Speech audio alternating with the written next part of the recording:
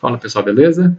Ó, papo curto por dois motivos. Primeiro que eu tô sem tempo e segundo que o tema que eu vou falar hoje, eu não sou especialista e como eu tô sem tempo, eu ainda não tive como é, agregar todas as informações que me permitiria falar assim de forma mais embasada, detalhada, aprofundada sobre eles. Então, esse vídeo ele vai ser uma espécie de chamada para pesquisas futuras minhas ou de quem assistir e se interessar, tá? Quero falar sobre instrumentos nascidos no Brasil ou que de alguma forma têm parte da sua história no Brasil, tá? Bom, eu tenho que começar com aquele que é o mais popular em termos de brasilidade, né? Quando você pensa em Brasil e música, ou Brasil e instrumento musical, você pensa logo no berimbau, até rima, né? Então, o berimbau, ele é um instrumento assim que do tipo que ele é, né, aquele instrumento com um arco e um monocórdio, né, uma só corda e tal. Duvido que alguém conheça outro, né? Mas existem outros, sim. Né? Tem instrumento parecido com o berimbau ao redor do mundo. Inclusive, não se tem uma certeza absoluta de qual é a origem do berimbau, não. Uns dizem que ele pode ter vindo do sul da África Meridional. Outros dizem que ele pode ter vindo do Gabão, né? Mas o fato é que ele começou a ser elaborado no Brasil, associado à capoeira no Brasil e partindo para outros elementos culturais afro-brasileiros no Brasil, né? E feito talvez com materiais diferentes do que ele era feito antes de vir para cá, né? Tá, mas isso todo mundo já sabe, ninguém fica questionando o fato de o berimbau ser brasileiro ou ligado à cultura brasileira e coisa e tal, né? Ninguém nega a brasilidade do berimbau. Mas eu queria falar aqui sobre alguns instrumentos que a gente não menciona muito a brasilidade deles, né? Primeiro eu queria falar da guitarra baiana. A guitarra baiana, pessoal, é claro que se ela é uma guitarra baiana, ela é brasileira. Só que existe um elemento na guitarra baiana que não se fala muito, né? Quem conhece a guitarra baiana, né? Quem conhece um pouco, quem conhece o Armandinho e tal, quem conhece um pouco da cultura da guitarra baiana, né? Daquele frevo baiano, né? Frevo caindo pro axé, né? O frevo, a gente sabe que é pernambucano, né? Quando ele chega na Bahia, ele se reinventa lá e com o advento do trio elétrico e da guitarra baiana, né? Que nasceu como pau elétrico, o frevo se transforma, né? Vira um frevo moderno, um frevo industrial, né? Mas um frevo de massas, se bem que já era de massas antes. Mas enfim, a guitarra baiana, pessoal, quando ela surge, né? De certa forma, é um cavaquinho eletrificado. Não existia ainda a guitarra elétrica como um instrumento popular, sabe? As primeiras guitarras elétricas estavam surgindo. Eu não sei se vocês sabem, mas as invenções, elas não nascem na cabeça de uma pessoa e aquilo nasce e pronto, e vai para o resto do mundo. Não é tão simples assim a invenção. Para você definir quem inventou uma coisa é uma confusão, porque são várias pessoas tentando inventar coisas, né? Pensa só, você agora talvez esteja tentando inventar, sei lá, eu estava até falando ontem para os colegas meus, eu vou inventar uma caneta ChatGPT. Ela mistura robótica com a inteligência artificial e aplica isso a uma caneta, né? Então, é uma caneta que ela cria o texto e sai escrevendo o texto já, né? Então, assim, nem vou dizer o contexto em que eu falei que ia inventar isso, né? Mas, enfim, enquanto eu estou tentando inventar, o fato de eu inventar isso na minha cabeça não quer dizer que eu sou inventor. O inventor é o cara que vai conseguir tirar isso da cabeça e transformar isso num invento que vai poder ser produzido em larga escala, né? Ou que pelo menos vai chegar num lugar e patentear esse invento, né? Então, você pega isso para o avião, né? O avião, quem inventou o avião? Foi o Santos Dumont ou foram os irmãos Wright? É claro que foi Santos Dumont, né? Mas quando você vai assistir lá o Tom e Jerry, tá lá dizendo que são os irmãos Wright, né? Os caras lá dos Estados Unidos sempre vão dizer que são os irmãos Wright, né? E, assim, foi mais ou menos na mesma época que eles inventaram e tal, e você tem que saber mais ou menos os detalhes para você tomar uma posição de quem foi que inventou dos dois, né? E o fato é que tinha mais gente tentando inventar o avião na época. Não é inventar o avião, né? É inventar alguma coisa que voe com propulsão própria, né? Sem precisar ser empurrado, jogado para cima, sem precisar botar ele numa bazuca para poder atirar lá para cima. Então,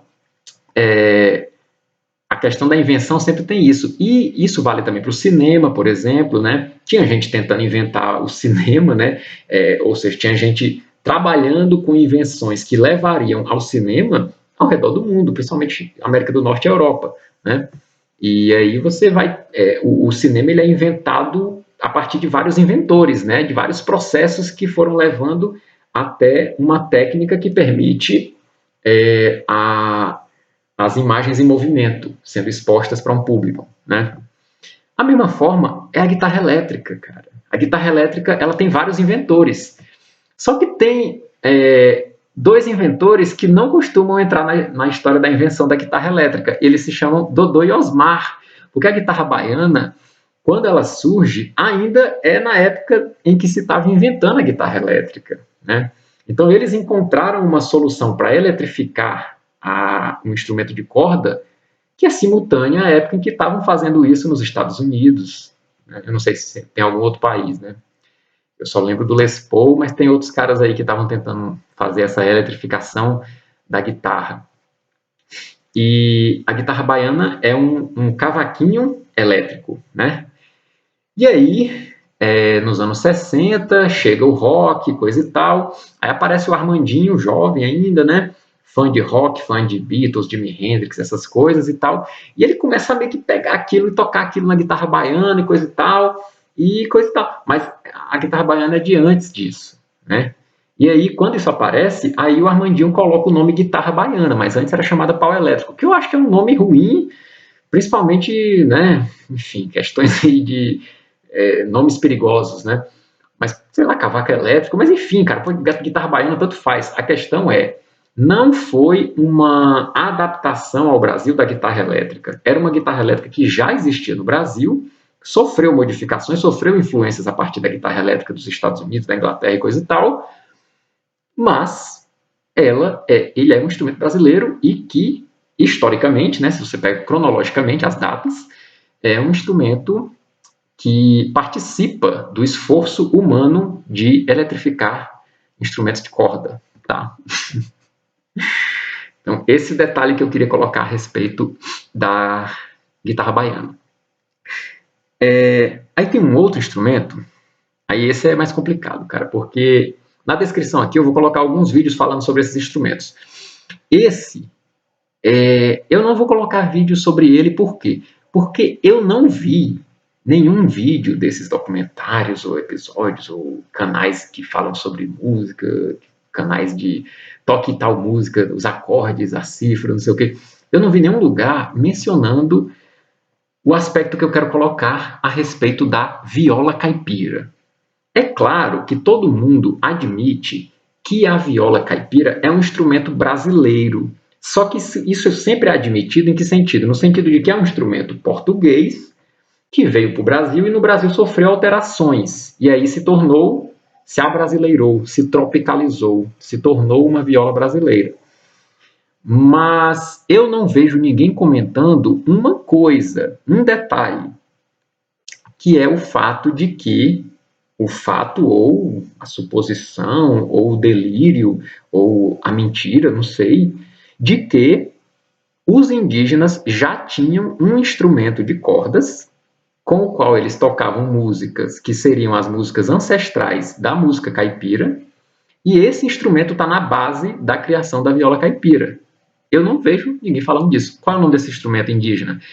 Guararapeua ou Guararapeva. Não sei como é a pronúncia.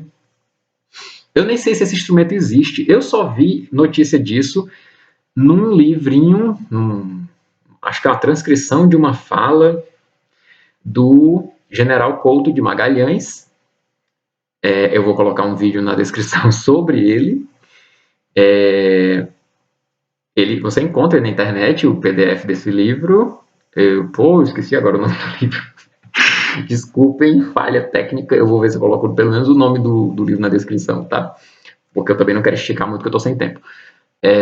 Então, o Couto de Magalhães, que se eu não me engano é o Doutor Coutinho, que o Zé de Alencar menciona. Eu estou aqui com o Birajara. Nas notas do Birajara, que é um livro à parte, como diz Alckmin Bastos, na parte 2 das notas, numa nota a respeito da página 108, terceiro parágrafo dessa nota, o Alencar diz: os índios eram muito apaixonados dessas narrações em que mostravam sua natural eloquência. Ele está falando das morandubas. Informa-me o doutor Coutinho, incansável explorador do Vale do Amazonas, que ainda hoje nenhum índio chega de viagem que não diga a sua maranduba, que é o recito circunstanciado de quanto viu e lhe aconteceu em caminho. Então, eu acredito que esse doutor Coutinho é o general Couto de Magalhães. Eu não sei se na época, o que ele fazia na época, esse livro é de 75. A obra O Selvagem, do Couto de Magalhães, se eu não me engano, é de 76, perto do Alencar morrer já. E a produção do general Couto de Magalhães parece que é mais isso, assim, depois que o Alencar já está morto, né? Mas eles provavelmente mantinham contato e eu acho que esse doutor Coutinho é ele.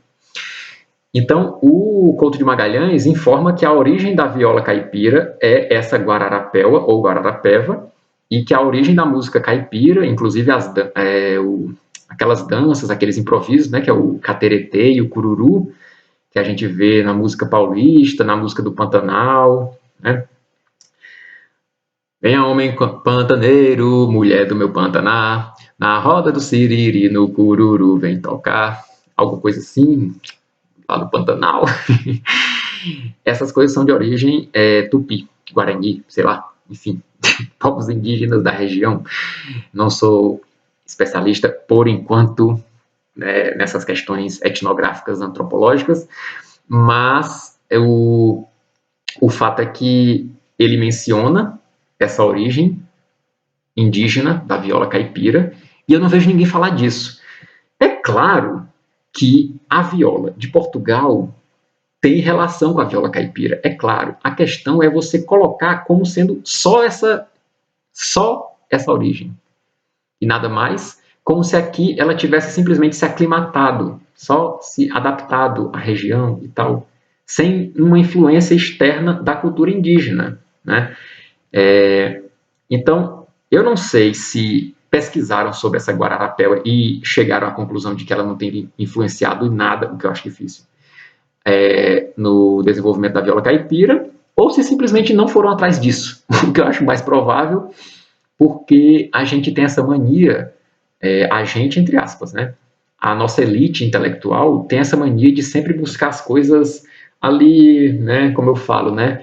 Já falei até em vídeo aqui, a dieta dos nossos antropófagos ela é mediterrânea, né? A gente sempre procura as coisas ali em Grécia, Roma, celtas, vikings e coisa e tal, e não procura muito a origem do Brasil, da nossa cultura, da nossa história, da nossa vida, de nós, né? Nós outros, nós não procuramos muito as nossas raízes no Brasil, né? Nem muito na África, né? Mas às vezes até a gente prefere procurar na África do que no Brasil, né? E nós somos brasileiros, é daqui que a gente vem, nós somos nativos.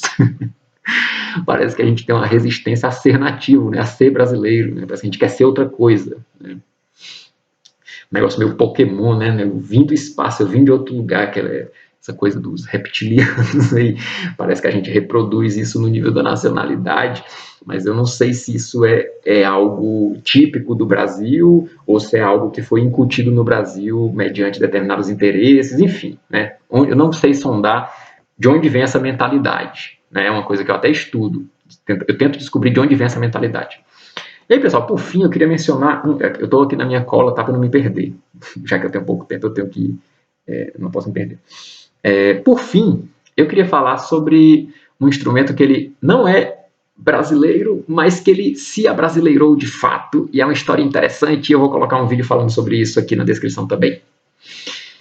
Tem muito vídeo legal na internet, né, galera? Assim, o meu canal não é grande coisa, eu gosto muito de colocar vídeos de outros canais na descrição para vocês se aprofundarem e conhecer outros canais brasileiros que são muito bons, né?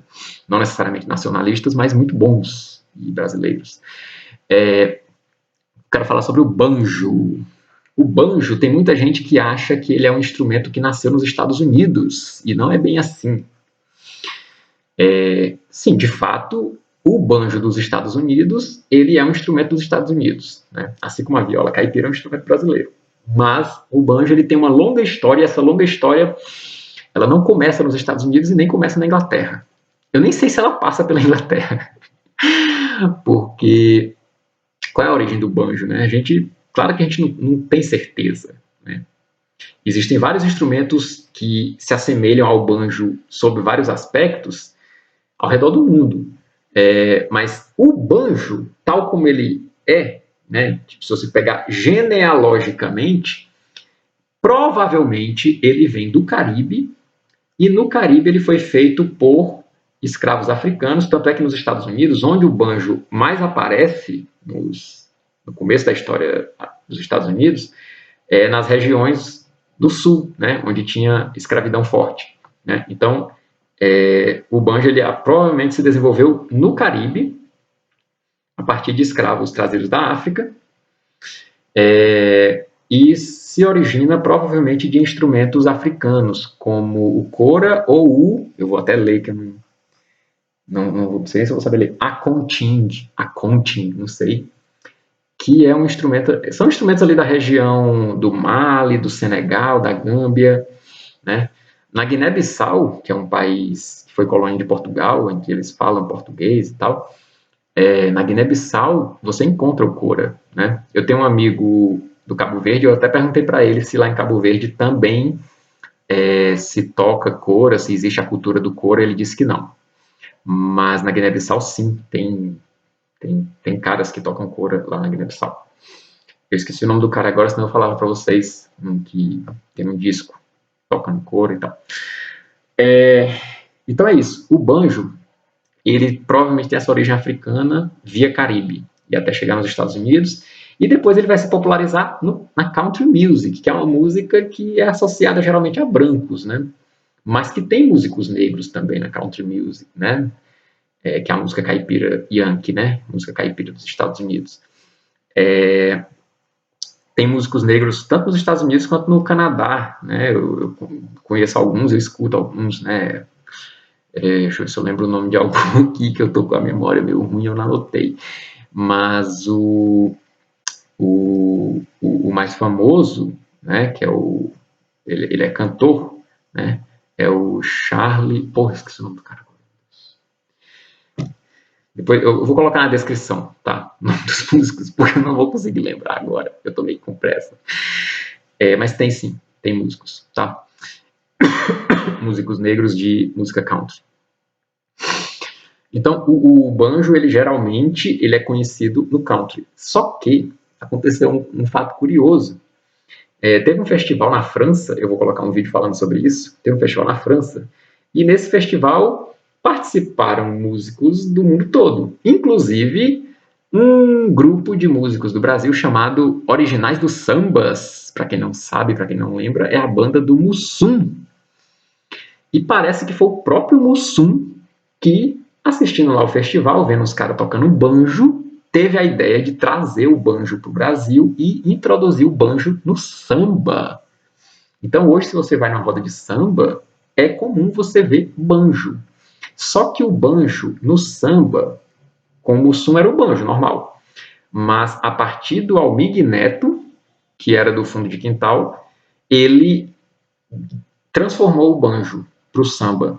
Então é um banjo brasileiro. Que é mais ou menos como a guitarra baiana. É um banjo meio cavaquinho, né, com o braço menor e tal.